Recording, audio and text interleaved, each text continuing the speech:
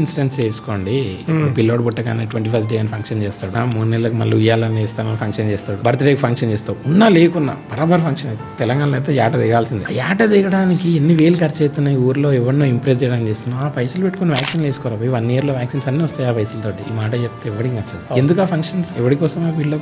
ఏదేమైనా కానీ ఫంక్షన్ చేయాల్సిందే. ఈ అనవసరమైన వాటికి పోయే బదులు ఈ డబ్బులు కూడా పెట్టుకొని పిల్లలకి హెల్త్ ఇన్సూరెన్స్ కట్టు, పనికొస్తుంది కదా. I'm from well to do family. ఇప్పటి వరకు నా అబ్బాయికి బర్త్డే ఫంక్షన్ చేయలేదు. I use that money for something good. అవసరం లేదు లేనిపోయిన జనాలను పిలిచేసి షో ఆఫ్ చేసుకోవడం వల్ల ఏమీ రాదు. వాళ్ళు తినిపోయినోడు రేపటికి అయిపోయింది. ఏం పర్పస్ సర్వ్ అవుతుంది. ఇప్పుడు నువ్వు తిండి పెట్టేది అట్లీస్ట్ అన్నదానం కూడా కాదు కదా, నీ చుట్టాలు కదా, వాడికి ఇంట్లో తినలేదా, ఎందుకు చేసుకుంటావు ఫంక్షన్ అంటే?